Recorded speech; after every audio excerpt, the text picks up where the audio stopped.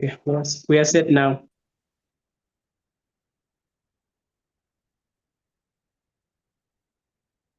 Okay, speakers, are we ready? Are we ready to Just turn a on minute, our because cameras? not yet. Just 5 more minutes. Let me relocate, because the place where I was sitting, it's not so convenient, and the network is tripping. Unfortunately for me, there is no power. Exactly. I was about to ask Andrew to say, how will we manage? Okay, we are Andrew, live can on we? YouTube now. So please, let's go ahead. Thank you, guys. Okay, Whether so or camera. thank you guys. I welcome you all to this discussion. So, like we have seen in our adverts, in our advertisements, so today we are doing our discussing strengthening collaboration for lasting impact. So I hope the speakers are ready. So I wouldn't want to be biased because I'm female. And when I start with the female, I'll hear people say no because she's female. So I would want everyone to know that I am gender inclusive. So jumping right into the discussions with our first question. So I'll throw the first question to both panelists, but obviously starting with Bweupe Mwaba. So, sir, what is your boldest way in your thoughts? Like, in what innovative ways can policymakers create collaborative platforms for communities and financial institutions on development priorities? I'll read that again. In what innovative ways can policymakers create collaborative platforms for communities and financial institutions on development priorities? Kindly respond to that question in 3 minutes. All right. Thank you. Thank you very much for the question, and for this opportunity. So yes. Well, with regards to what I understand from this question, the policymakers in this case, I would understand it from an economics point of view. The policymakers, in this instance, are the government, and our communities are basic households and the like. Our financial institutions would be the banks, commercial banks, and the NAPSA. These financial institutions that we have in Zambia. So the ways in which the policymaker, who is the government in this case, is able to um, actually integrate the function of these two uh, agents, which is the household and also the microfinance institution, is, well, we do understand that usually, um, in order for us to make, or for the government to actually make a collaborative uh, platform, we have to take advantage of the technologies that we have. We have social media that, when used correctly, is able to influence a lot of um, citizens in the country. So if you may use it for the right reasons, social media such as WhatsApp, uh, the very TikTok and Facebook, if we are able to use that initiative well, it's definitely going to assist us in actually making the two entities, which is the household and the financial institutions, collaborate, just for better development priorities. So usually we can basically use the social media platforms, And we can also rely on town hall meetings. The Ministry of Finance usually holds town hall meetings that are free for the general public to join in. And by bringing these two agents of the market together, which is the financial institutions and the communities, we'll be able to actually make it, I can say, better for even exploring new development priorities and the like in the nation. So yeah, I think that's my submission. Okay, thank you so much, Mr. Mweemba. So moving on to Elizabeth. Elizabeth, kindly share with us your boldest ideas and just build on what Mr. Mweemba has alluded to in the next 4 minutes. Thank you so much, Changu. And I would really love to just, I loved how you put it, just to add on to what my fellow speaker, Mr. Bweupe, has said. So already there are interventions that are being put in place to allow and accommodate the communities and financial institutions. So what we need to do is just bridge the gap. What's the gap there? It seems like the financial institutions and the communities are not understanding each other. They don't know exactly what this one wants. They assume they know. So sometimes communities might not know how to talk to the banks, and the banks might not know or might not fully understand the needs of the community.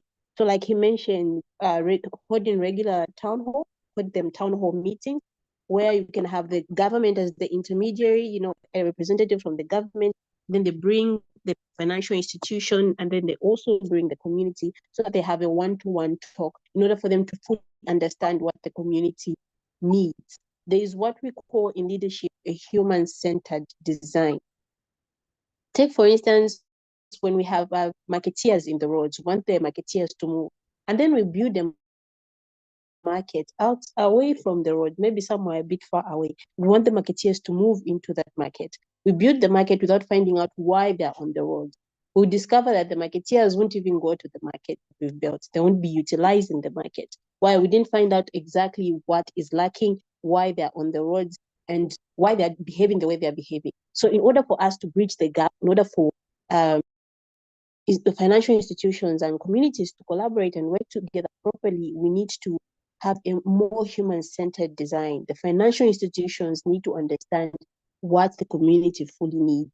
So we need to have, yes, the policymakers, which is the government, as Bweupe has mentioned, should create platforms that allow the financial institutions and the communities to come together and then reach a consensus. So the financial institutions will understand what the community needs. Furthermore, I feel like partnership funds are very, very important, where the government could create a certain accounts that will fund the needs of the community. When you discover that maybe the community doesn't have a market, are not utilizing where it's maybe safe for them when it rains, their products and their services, they get wet and whatnot, these special accounts will be able to cater for what the community needs. And the financial institutions will be able to come in that regard and offer loans to the government or to the people and then build such particular facilities for them. And also small centers in the community where people can go and get advice on the type of loans they are supposed to get and how they're going to sustain themselves. Because people know that loans is getting money, but they don't really fully understand what they're getting themselves into. So having that kind of interaction with the community will really help the financial institutions when they're dealing with the communities. So policymakers should help set up these and encourage banks to have a presence there. And also, I would really love to stress this, the use of jargon, because we have, really, we can be talking about all of these and then we try to speak the community all of it and, try to make them understand. But really, the community wants us to come to their level. As a financial institution, you need to come down to the community's level and communicate exactly in a way that they will understand. Imagine bringing words very, very big words. You know, we have the stakeholders and whatnot. But these are marketeers. These are people who haven't even finished their grade 12. These are people who haven't even like finished high school and whatnot, and they really want to get a loan. They really want to boost their business and whatnot. But then you're coming to them and you're not able to understand each other because you're using a different language from the language that they understand. So when the financial institutions come in the language that they understand, which I believe some financial institutions are doing, but others are targeting more, the more educated demographic that's doing business at a very different level. But the people that are really, really at the grassroots are not being helped. We have marketeers, we have people like bus drivers. These people are running businesses, but they cannot be communicated to at the level you communicate this other demographic that's educated and whatnot. So I feel bridging the gap should really be the government bringing the community and the financial institutions together so that they can have that interaction, that back and forth, so they understand what the community really needs. I believe that's very, very important if we have to foster collaboration between these two and just bridge that gap that's stopping them from interacting in a more, in a more specific and proper level. Thank you. Thank you, Elizabeth. Amazing discussions going on here, Mwaba and Bweupe. Very good responses, I think, on my end. Very loud and clear. So, Elizabeth, let's talk of wisdom and influence. How can Zambia's traditional leaders be engaged to bridge the trust and gaps that we've talked about between the rural communities and the financial institutions?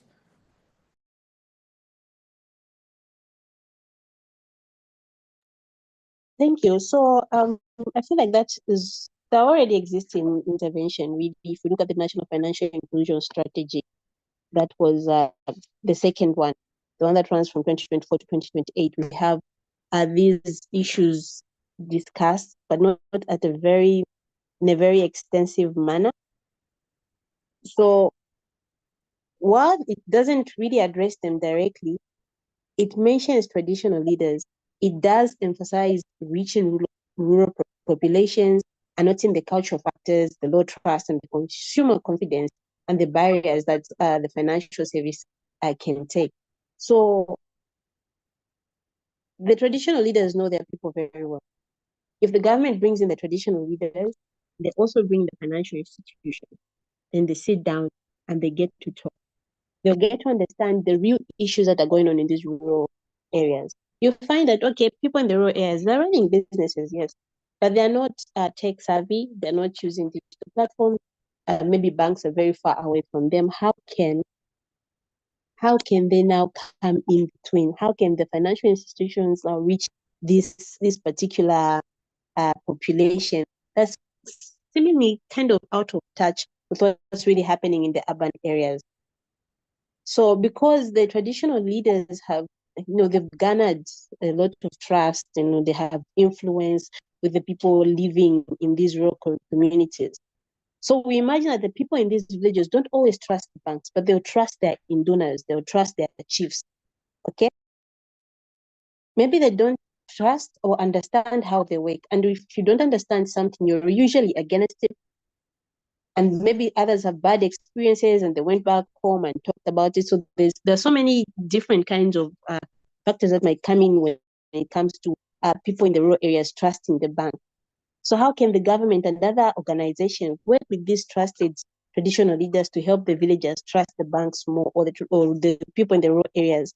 So now, if the chiefs and the elders explain how banks can help the people in rural areas in the language that these people understand, then we'll have the villagers and, the villagers getting to believe them.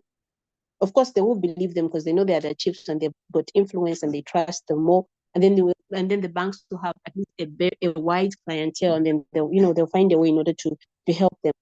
The traditional leaders also know the local customs. They know how people operate, they know how they think, they know how they work, and what the people really need. So they'll be able to give advice to the bank in how they're going to approach a particular demographic. They can also help, set up meetings, interpret the the jargon, obviously interpret what the financial institutions are talking about and how they're going to help them.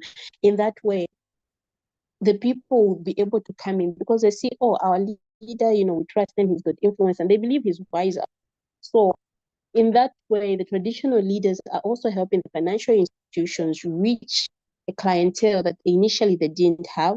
They didn't have information, that was maybe scared or afraid of investing or putting their money in banks because they believe maybe they won't be able to get the exact amount they put in and whatnot. These traditional beliefs. And then they'll be able to come in because they are respected. So they'll speak for the people, and then they'll speak for the people to the banks, and they'll speak for the banks to the people. In that way, we have bridged the gap, and that knowledge gap, really, quite a knowledge gap between the banks and the people. The people now understand how the banks are helping them, how they're going to benefit from the banks, how they're going to leverage the services that the banks are offering them. And the banks will be able to understand the situation with the people in the villages. They'll be able to understand the challenges they're facing, what they don't know. They'll be able to understand what kind of services they're supposed to provide to the people, as opposed to just providing services minus understanding what's really going on in that particular area. So the idea is to involve the traditional leaders as partners in building trust between the rural communities and the financial institutions. They can use their influence and understanding really to help bridge that knowledge gap between the two demographics. Thank you. All right, thank you so much, Elizabeth, for that elaborate and clear response. So moving on to Bweupe and just laying out the foundation. So what systems or structures must we put in place to ensure that today's empowered youths become tomorrow's policy influencers and leaders? I'll read that again. What systems or structures must we put in place to ensure that today's empowered youths become tomorrow's policy influencers and leaders? Thank you very much, Changu, for that question. And I would love to say this is a very useful question. It's looking at the future more and considering more on the youths. So well, with regards to empowering the youth, we first have to start with the mindset. We have always been talking about changing Zambians' mindset, erasing Zambian time, and working on the youth currently. So the systems that we need to put in place must be such that they have an impact on the current Zambian youth. So, well, what the law enforcement or even the government needs to consider is how do they then now enter into the Zambian mindset, the young Zambian mindset? How do they do that? You have to then assess, before you build up the system, you have to assess the demand, or you have to assess what the youths are doing currently. What's mostly in their hands? It's simple. It's a gadget. It's a mobile phone. So if you want them to be influencers of policies and leaders in the future, you have to attract them. First of all, how do you attract them? By creating an environment such as this discussion that we have right here, where we'll be given opportunity to talk about the nation, to analyze policies, and also to understand what the government has, or the decisions that the government has made. It is necessary for the youths to engage in such programs because this is what's going to build better policy influencers and future leaders in Zambia. So more interactions are needed, more workshops are needed, that can be facilitated by the government as part of youth empowerment. Okay, so we can start by first entering the youth mindset. How? That would be the question. I did talk about the gadgets, and by understanding what youths like to do. Usually, these days, it's more on the social media, and yeah. So how then will the government, through social media, influence the youths to be future policy influencers, future policy makers and leaders? First of all, the intervention that the government did, which is bringing out free education, was really, really good, because it does give each and every person an equal opportunity to have an education in Zambia. So that already is a system. The second intervention is now then using the platforms that we already have, the existing platforms that we already have, to create or incentivize programs that will attract the youth to participate in activities or initiatives such as this. We have youths that are really bright-minded youths, but due to certain unforeseen circumstances, are not able to actually participate in these initiatives.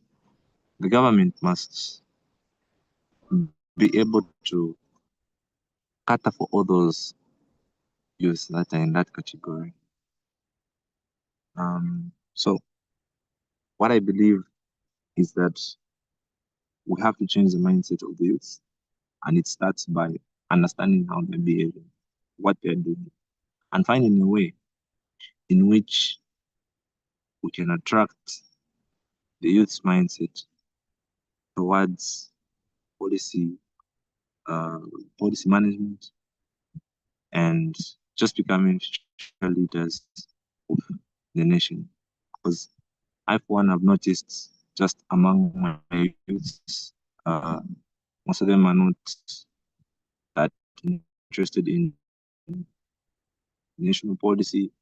They're just focused about maybe if it's most of the youth that are in colleges or in universities and finding a job. So we need to reignite that spark in the Zambian youth to be more patriotic about the Zambian nation. And if we have youths that are more patriotic about the Zambian nation, we'll have better policies that are formed from the young minds of Zambia. So I agree that I think that system that's based around that is going to really help us. Yes, thank you. That's my submission. Okay, thank you so very much. So, Elizabeth, just adding on to what Bweupe has just said, in order for us not just to follow and not just to ensure that this is just a one-time story. So, what do you think?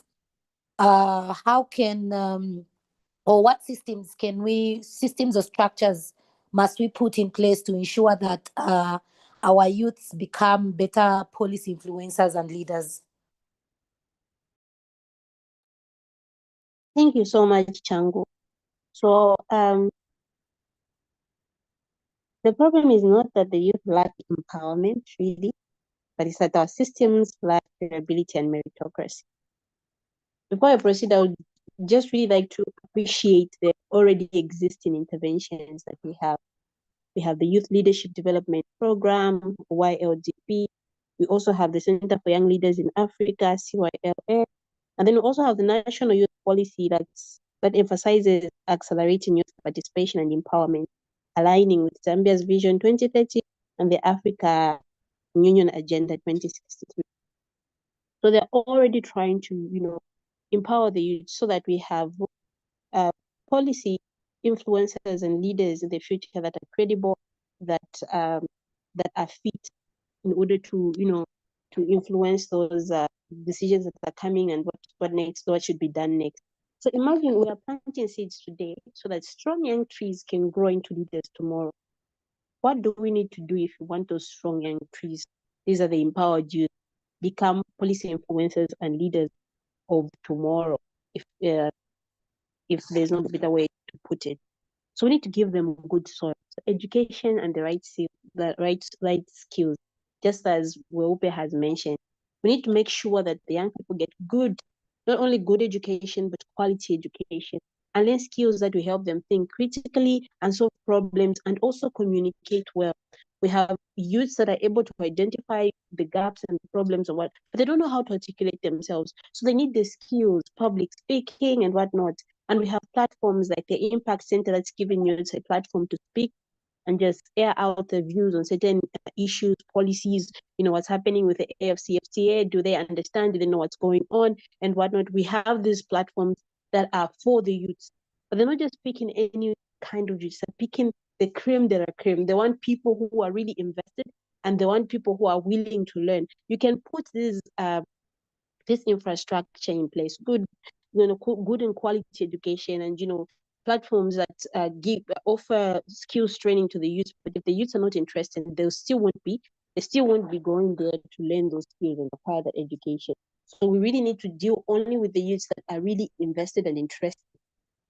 Okay, then we water them regularly. When we identify the youths that really want to drive change, they really want to be part of a good cause, a cause that's greater than them. We have those youths on this call. We have those youths. We can see them on LinkedIn. They're trying their best. They're trying to, voice and echo out their opinions and views over what's happening in the country. We take note of them. We see them, and then we begin to water them, offer them opportunities to participate. They want a voice. They want somewhere where they can be and also communicate, but they don't know where to start. So we offer them opportunities to participate. We need to create chances for young people to get involved in their communities and have their voices heard. If you've started advocacy since you were maybe 15, it's much easier for you to continue doing it even when you get older. So if we can target them as they're starting out in these universities, I'm seeing Anakazi women in banking or financial institutions are now targeting students so they're able to have financial education. They gain financial literacy while in school so that when they enter the workforce, they know how to handle their finances, which is a very, very good initiative when it comes to handling finances as you are growing and as an adult. Even when you enter this very big position, you become a minister of finance or a minister of what, you know how to handle finances and you won't be finding cases of maybe funds not being used appropriately. Why? Because how you do one thing is how you do everything. How you handle your personal finances is how you handle finances at maybe a national level or at provincial level. So really having to gauge them while they're still very young and acquiring skills while they're still very young is very, very good. And also targeting high schools.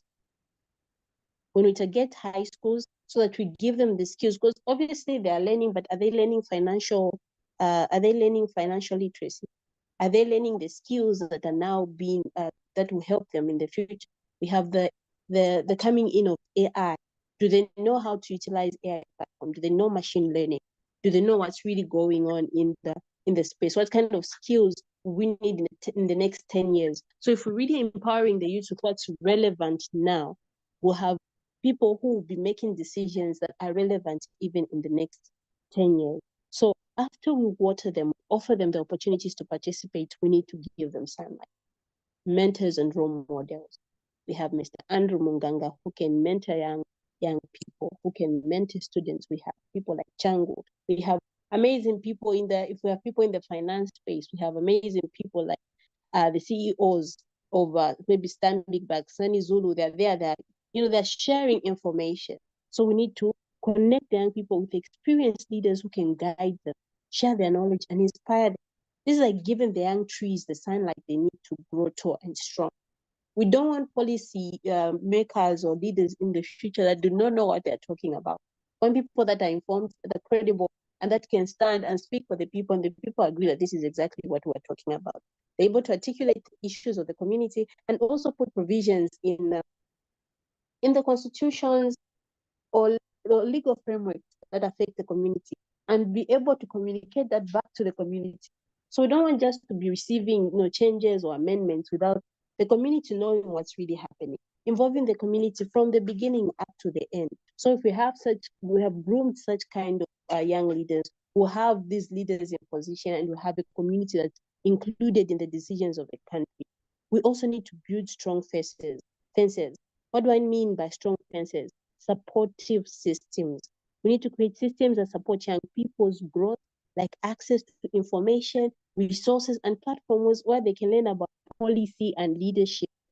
I'll keep talking about Impact Center because it's really, really a very powerful organization that's empowering young people. So this platform is like protecting the young trees from harm. They're teaching them what they should know, what they should know, what's happening, what do you need to understand. This is what's going on. How are we going to interpret this? Okay, if there's something wrong with this, how are we going to correct it? They are teaching the young trees how to stand on their own and how to have a strong voice when it comes to voicing out their opinions, when it comes to matters that really affect them as young people, as a nation, and as the people, of course, of the nation. We also need to offer specific training programs that teach young people about leadership, how the government works, and how to influence policy in a positive way. This is like teaching the young trees how to grow upwards and reach for the skies. Basically, we need to educate them, give them opportunities to get involved, provide them with guidance, support their development, and teach them the skills they need to lead and influence the future. If we do these things today, empowered youths will be ready to become tomorrow's policy influencers and leaders. So really, we should just institutionalize youth leadership indexes.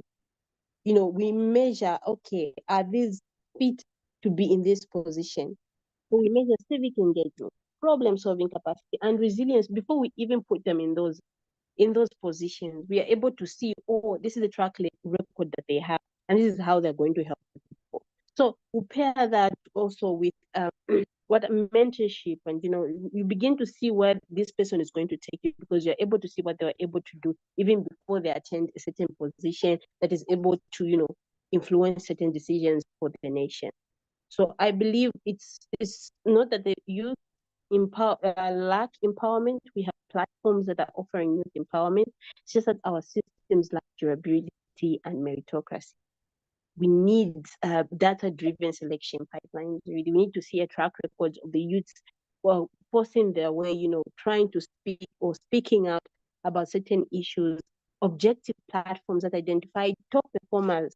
When you see across academia, after teaching them financial literacy, teaching them all these skills and who are those top performers?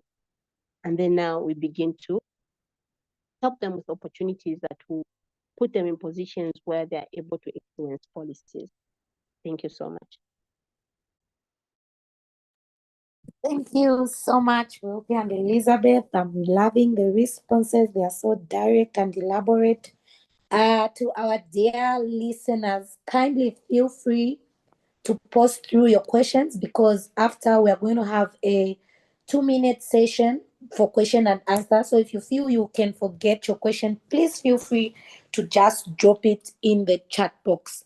So we're looking at the opportunities, the different platforms that we've talked about. What do you think, or how can we link the empowerment to economic independence, especially in the rural areas? So kindly restrict your response to rural areas. Thank you.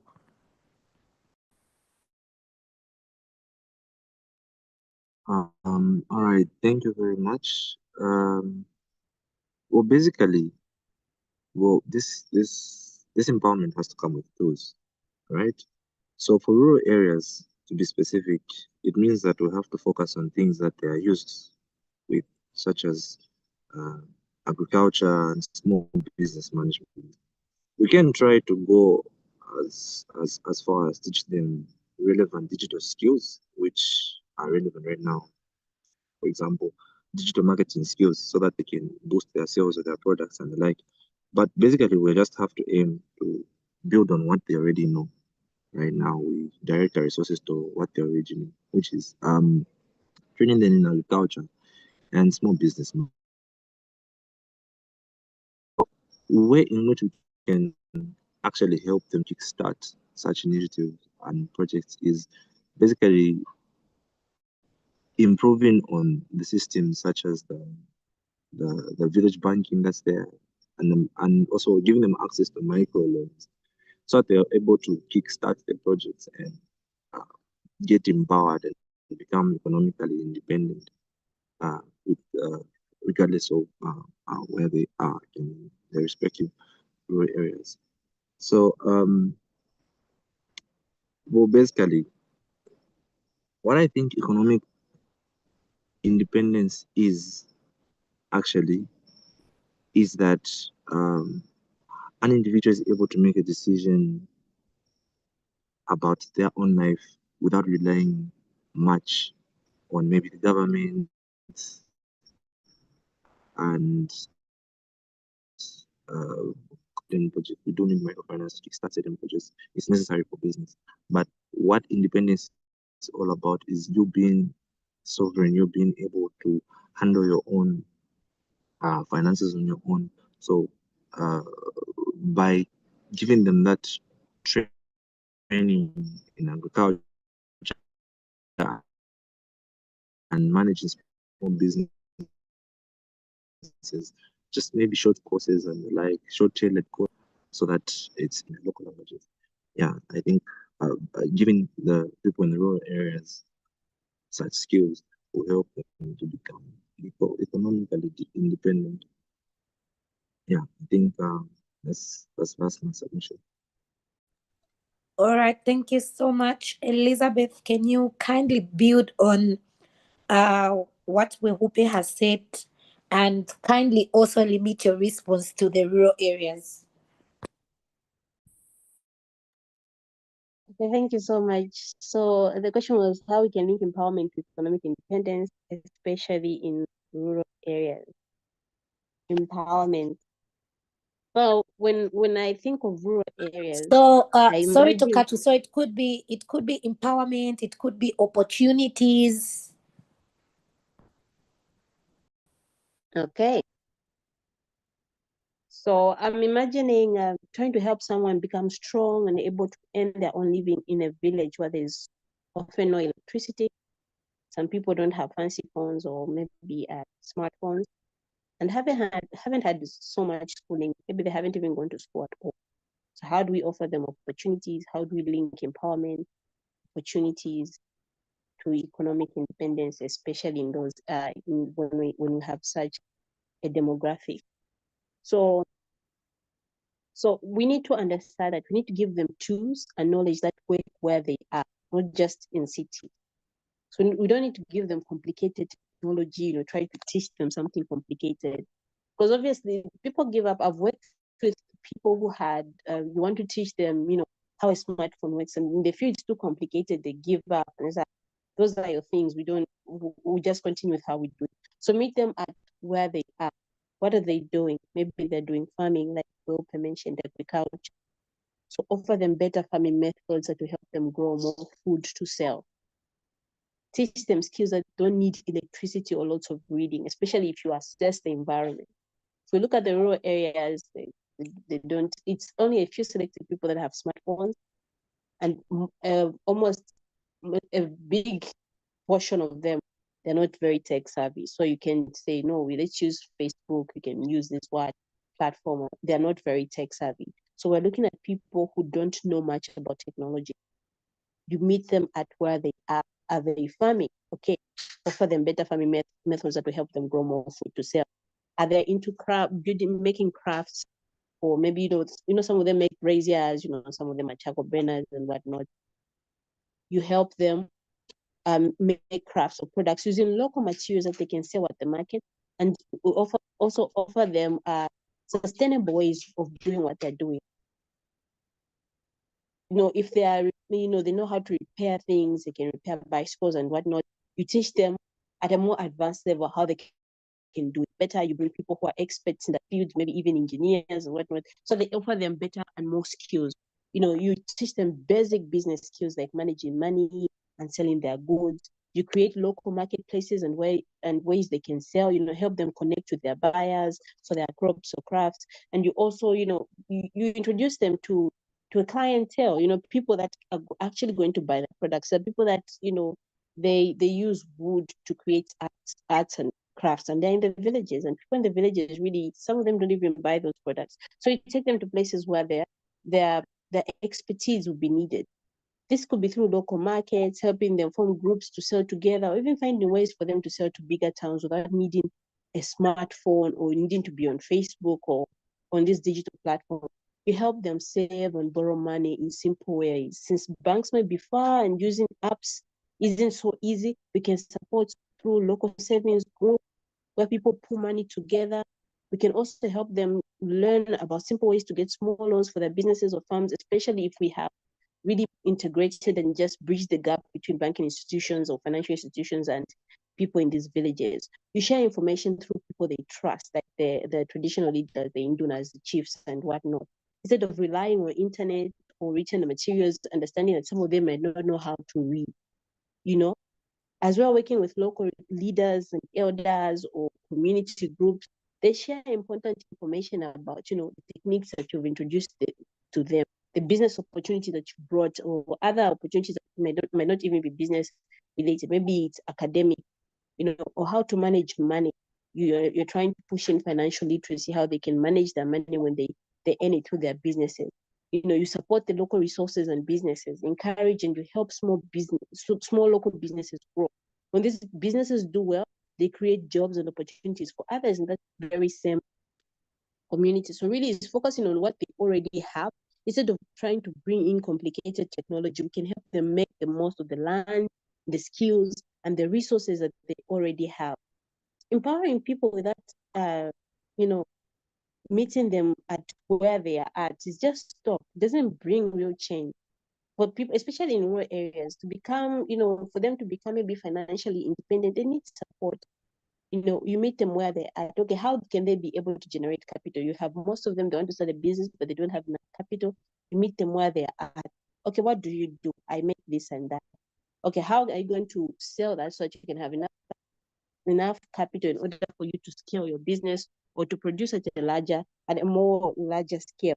So they need support to start and grow real businesses that can attract investment, and not just endless training sessions and whatnot. So we need to look at their businesses.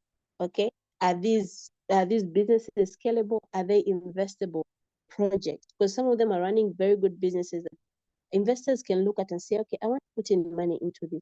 So they need to find a way in order to grow a real business that can attract investment and not just endless training sessions. And also you set up local ways for communities to raise money, small scale bonds, or allowing farmer groups to raise funds by selling shares. I don't know how they're going to do the shares, but they find a way of, selling their products, put money together and going to the cities and sell and whatnot. So bringing it home to how they're going to understand it. You also meet them from their schools. Obviously, other, people in rural areas who are taking their children to school, get into the schools and talk to the children, who are also going to communicate back to the parents, who might even want further information. So this kind of knowledge can really, truly change lives, but they need to be made from where they are. Because yes, we're here on a Zoom platform, we're able to talk, we know how to navigate, the ins and outs of our smartphones or our laptops. But the people in the rural areas don't have these platforms. They're not able to see, okay, there's this event going on where and whatnot. They won't be able to join us if maybe if maybe people are making decisions that actually affect them. They don't know. So we need to reach them from where they're at, meet them at their point of need, and speak to them from a point where they can relate to or have something to refer to. We should always think of, maybe if we go back 2,000 years ago, somebody has never seen an airplane, somebody has never seen a car. How are you going to explain a car to them?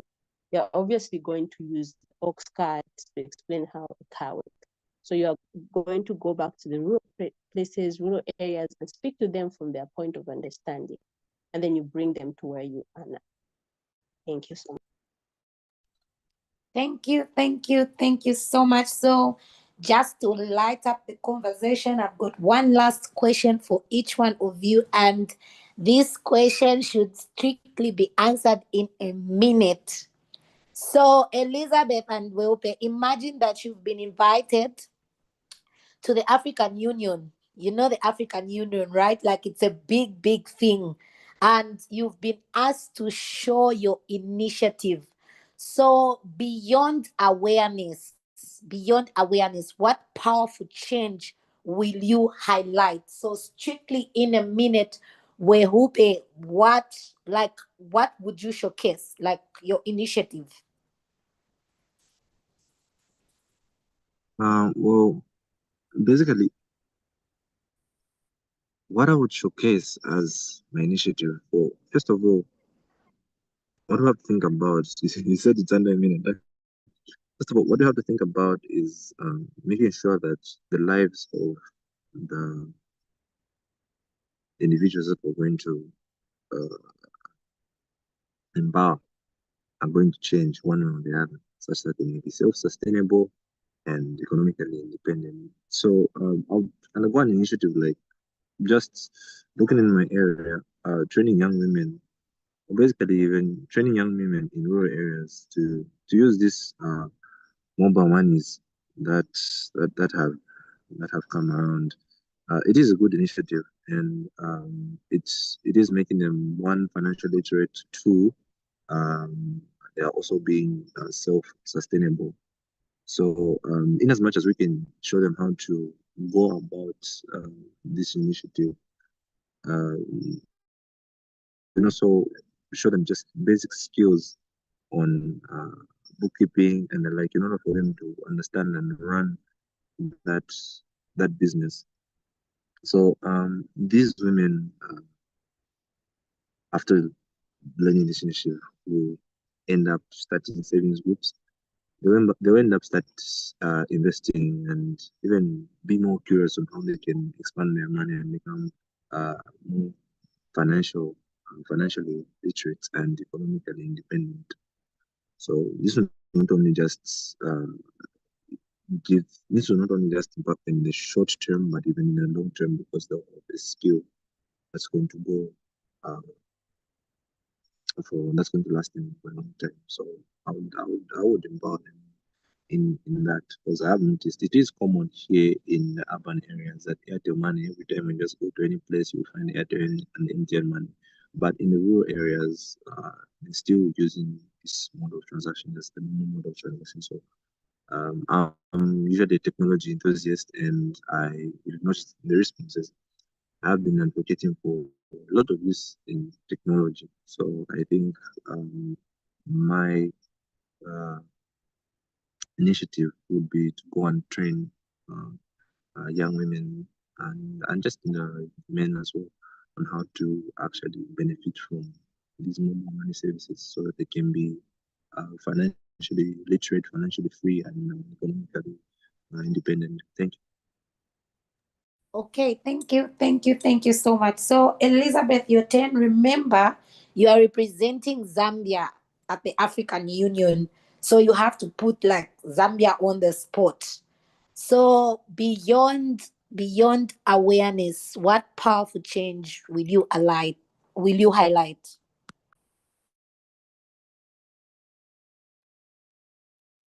Thank you. So awareness campaigns are helpful, but for countries like Zambia with limited finances, limited money, they can be too expensive and they can have real impact. So I'll show a project where we help rural business owners stop depending on foreign aid, or not really only foreign aid, but outside help, by creating a local way to raise money. So communities will be able to pool their money together and invest in small business. And usually in rural areas, we have people who are doing farming and whatnot. So they put their money together, then they invest in a farming agricultural project. And then they collaborate with financial institutions so they can use a technology like blockchain to keep track of where the money went and how the money grew. That way, they're able to attract even more investors, because they know they can track how their money is working, how their money is growing, and investors will be able to see, okay, this business is scalable, we can invest in it more. So People need fewer grants, businesses become more productive, and local investors begin to support village level projects. So we have people who have collaborated with financial institutions so that they're able to track their finances even as they are doing their day-to-day business when it comes to agriculture, farming, and whatever other ventures they've decided to venture into. So they put money together, collaborate with the financial institutions so that they use technology like blockchain to keep track of where their money went and how it grew. And then the people who are doing the business together will be able to attract investors, because mostly investors want to see how much have you made, how much turnover, how much profit have you made, maybe in a space of 1 year, 2 years, how much profit have you made? And if they're able to show them that growth over a period of a year, 6 months, 3 years, and whatnot, and they are able to see the financial institution they've collaborated with, the investors will now put in more money because the businesses are scalable and they are real, viable, and doable. And people will not be depending on handouts, money, and whatnot. They'll be actually getting real investors. So this is the kind of Africa we need. That's why we are, there's this push for trade, to be like Africa to just be borderless and everybody just be trading with each other, removing the trade restrictions and whatnot. We need one where people are able to aim their way forward with dignity instead of relying on handouts. So we have a group of people in rural areas who are pulling money together in order to push forward one business and then get investors interested in their business by how they're collaborating with financial institutions. Thank you. All right, thank you. And we're actually running out of time. This engagement has been very rich. I hope it has been the same for the listeners. Thank you to Elizabeth and Bweupe. Thank you both for playing along and being so inspiring. To the lovely audience, I hope you just didn't take notes, but I hope we are going to build together, like we're going to build something out there.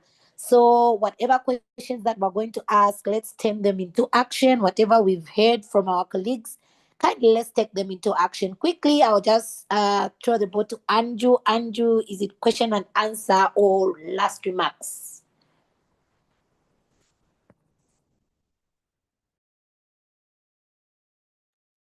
All right, so maybe we can hear from our audience, maybe in a few, like in 2 minutes, and then we end. But also, we would love to say thank you so much to Women Ascension for supporting us in hosting this webinar. We couldn't do this without you. So deep down from our heart, we want to say thank you on behalf of the Impact Center. So over to you.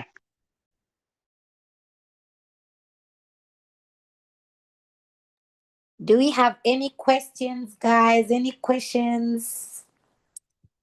Any questions that we would love to ask our panelists?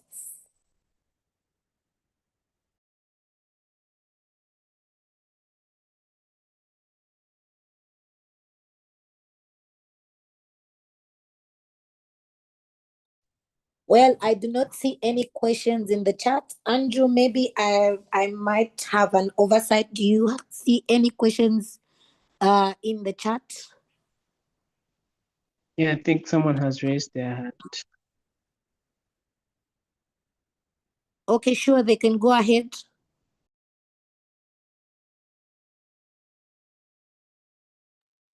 Okay, we can start with. Sorry, guys, I'm unable to see the hands. That's why I'm calling Andrew to just support.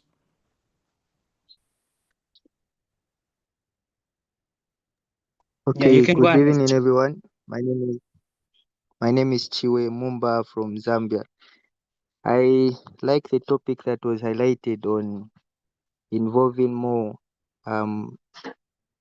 people in the rural areas, because looking at, if we would like development as a country, we would like to advocate for policies that would raise humanitarian strategic planning on, even because I have noticed a lot of activities are based in urban areas. So if such activities were also taken in the rural areas, I believe that we would develop as a nation because we are strong together. Thank you. That was my contribution.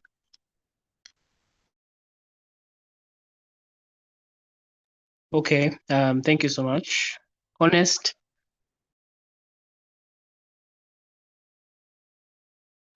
Thank you very much. Good evening, everyone. This is Honesty. My contribution also, the topic is very good, especially concentrating on the women's in rural areas, and also just an addition. Also, what I just wanted to put to add a contribution that I think also one clear thing also we understood, being that I stayed in a village, is that it's the processing of raw materials.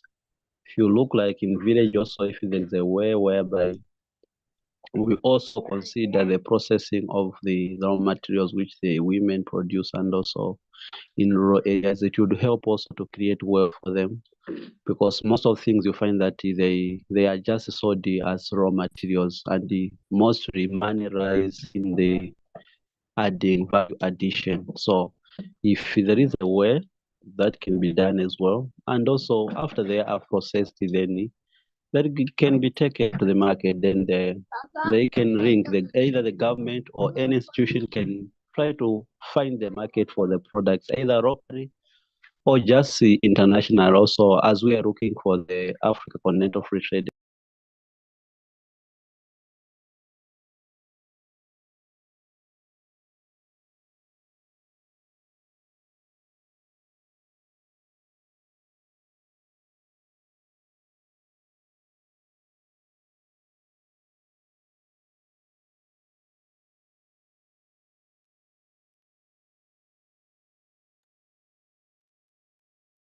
All right, I believe he has been kicked out due to network. Any other last question or contribution? Okay. Was I audible? Sorry. Yeah, I think we lost.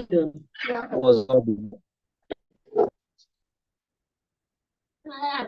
Yes, you were. You were audible. Okay, thank you very much. Thank you. All right. Okay, so I know we have gone beyond time, but I see we have okay, Bweupe, your hand is raised. Maybe you would love to react to some of the contributions. Yes, and I'd also firstly like to appreciate Women Ascension and also Impact Center for this initiative. This takes us back to one of the questions that actually asked us to explain on how well we can make the youths to be better policy influencers and actually, policy makers and leaders for tomorrow. So through initiatives such as this, and actually bringing into the spotlight areas in Zambia that are vulnerable, such as the rural areas, I think will be, killing two birds with, I believe actually that we'll be killing two birds with one stone, building leaders and also spreading the awareness that we also need to develop our rural areas. So much appreciation as I appreciate the bartender and also Women Ascension, and also the listeners, and also Madam Elizabeth for the contributions that were made to us. So thank you very much.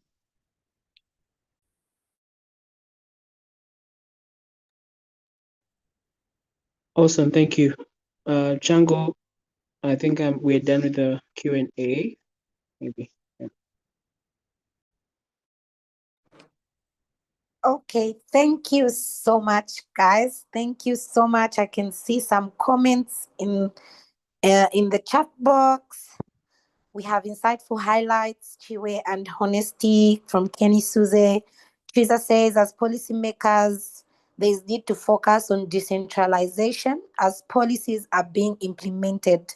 There should be active community engagement, especially in rural areas, so that people understand what is on the ground.